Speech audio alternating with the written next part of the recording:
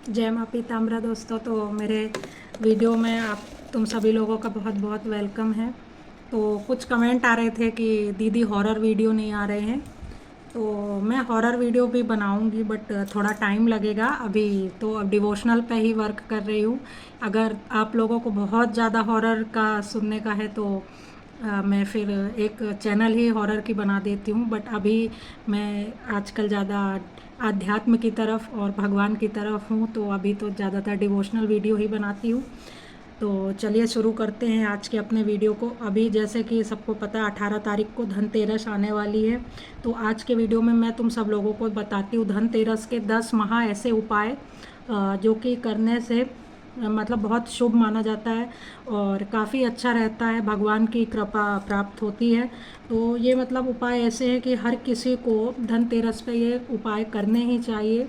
यम का दीपदान करते हैं धनतेरस के दिन। धनतेरस की शाम को घर के बाहर दक्षिण दिशा की ओर मुख करके आटे का चौमुखा दिया बनाना है, मतलब 4 मुख वाला दिया बनाना है और उसे दक्षिण दिशा में जलाना है। 4 मुख के दिए में 4 बाती रख के और उसको दक्षिण दिशा की तरफ रख के जलाना है। ऐसा माना जाता है कि अगर हम ऐसा करते हैं धनतेरस के दिन यम के लिए दीपक जलाते तो हमें मृत्यु के समय यम के दर्शन नहीं होते हैं।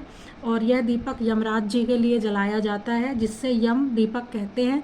मान्यता है कि इससे जो है वो मृत्यु के समय यम के दर्शन नहीं होते, साथ ही साथ अकाल मृत्यु जो होती है वो भी दूर होती है, परिवार की आयु लंबी होती है तथा सुख समृद्धि का आशीर्वाद मिलता है। तो अगर आप सब लोग ये उपाय नहीं करते हैं तो करना चालू कर दे। धनतेरस जैसे कि आने वाली है, 13 दीपक जलाना। इसके बाद यम के दीपक जलाते हैं। उसके बाद दूसरा उपाय करना है, 13 दीपक जलाना है। सूर्यास्त के बाद धनतेरस के दिन घर के अंदर और बाहर मिलाकर 13 दिए जलाना अत्यंत शुभ माना जाता है। इससे दरिद्रता, अंधकार और नकारात्मक ऊर्जा जो होती है ना वो दूर होती है। तो 13 दिए जरूर घर में धनतेरस के दिन जलाएं। और कोई कहेगा 12 क्यों नहीं जोड़ी में, तो देखो क्या होता है ना कि जो सम संख्या होती है, जो जोड़ी होती है ना, वो हमारे सनातन धर्म में ऐसा माना जाता है कि वो शैतान की संख्या है। तो हमें विषम संख्या की तरफ बढ़ना चाहिए। जैसे एक है तो परमात्मा ब्रह्मा का, या 3 या 13, ऐसा 7 9 ऐसे हमें अब इस चीज़ों को करना चाहिए। तो ये फलदायी रहता है। और नई झाड़ू खरीदना, धनतेरस के दिन नई झाड़ू खरीदना भी बहुत शुभ माना जाता है, क्योंकि इसे माँ लक्ष्मी का प्रतीक माना जाता है। जो झाड़ू होती है उसे माँ लक्ष्मी का प्रतीक माना जाता है। नई झाड़ू जब घर में लाते तो उस पर एक सफ़ेद जो है वो धागा जरूर बांध दें। झाड़ू में जो झाड़ू की डंडी होती है उसमें सफ़ेद धागा बांध दें। और अब जो घर की झाड़ू है उसे हमेशा छुपा कर रखें। मतलब झाड़ू को कभी भी ना ऐसे सबके सामने नहीं रखना है। और झाड़ू को ना कभी हम जैसे झाड़ू लगाते हैं उसके बाद उसको कभी भी पटकना नहीं चाहिए। बहुत ही सम्मान के साथ झाड़ू को छुपा के रखना चाहिए। उसका कारण ये है कि झाड़ू हमारे घर की गंदगी को, कचरे को और जो दरिद्रता है और निगेटिविटी को दूर करती है। तो वो साक्षात माँ लक्ष्मी का रूप है, इसलिए हमें झाड़ू को सम्मान पूर्वक रखना चाहिए। इस दिन धनिया खरीदे, धनिया ज़रूर खरीदे धनतेरस के दिन। खड़ा धनिया जो होता है, इसे खरीदने से माँ लक्ष्मी और भगवान धनवंतरी का आशीर्वाद प्राप्त होता है। और इस दिन जो धनिया है, खड़ा धनिया, वो माँ लक्ष्मी और भगवान धनवंतरी को भी चढ़ाते हैं, अर्पित करते हैं। और जो इस धनिया को कुछ सेवन भी करें थोड़ा, और बाकी जो धनिया है वो अपने तिजोरी में एक कपड़े में बांध कर रखें। ये बहुत ही शुभ फल देता है। पीली कौड़ियाँ खरीदें। पीली कौड़ियाँ खरीदना जिसमें से संख्या 13 ही होनी चाहिए, धन समृद्धि के लिए बहुत ही अच्छी होती हैं।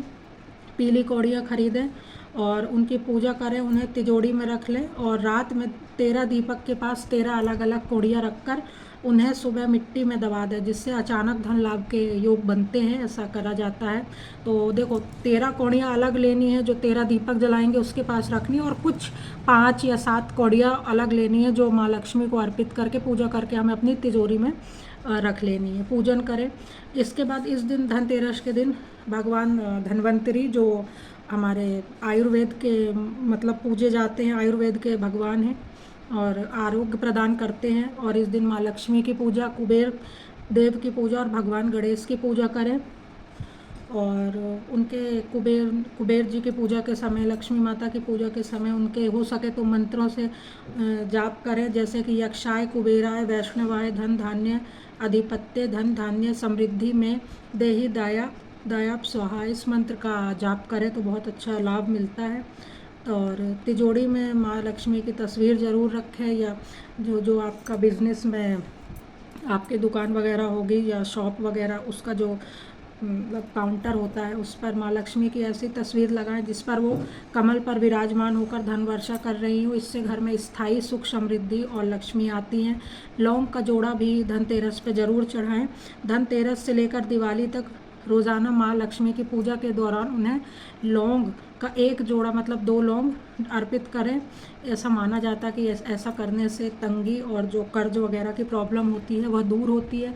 और अपने मुख्य द्वार पर धनतेरस से स्वास्तिक और ओम का चिन्ह बनाएं, इससे माँ लक्ष्मी का स्वागत संकेत माना जाता है।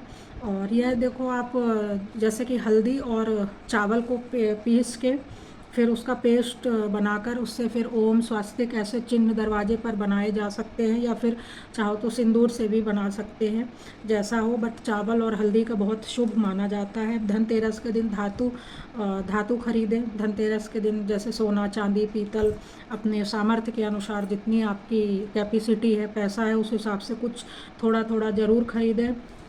और ऐसा करने से ऐसा माना जाता है कि जो धन संपत्ति है उसमें 13 गुना बढ़ती है। और धनतेरस 13 से इसलिए इसमें 13 चीज़ों का, हर चीज़ 13 का बहुत ही वो रहता है, महत्व रहता है। तो धनतेरस का आप ये जो मैंने उपाय बताए, ये भगवती लक्ष्मी का नाम लेकर ज़रूर करिएगा, और इससे आपको आरोग्य की प्राप्ति होती है, माता लक्ष्मी की कृपा प्राप्ति होती है, और घर की निगेटिविटी दूर होती है। और हमेशा घर पे पूजा पाठ करते रहना चाहिए। दीपक सुबह शाम ज़रूर जलाएं, और त्यौहार के समय तो घर में कभी भी अंधकार ना करें, क्योंकि अंधकार अच्छा नहीं होता है। और अपने मन को प्रसन्न रखें, मेडिटेशन करें, योगा करें।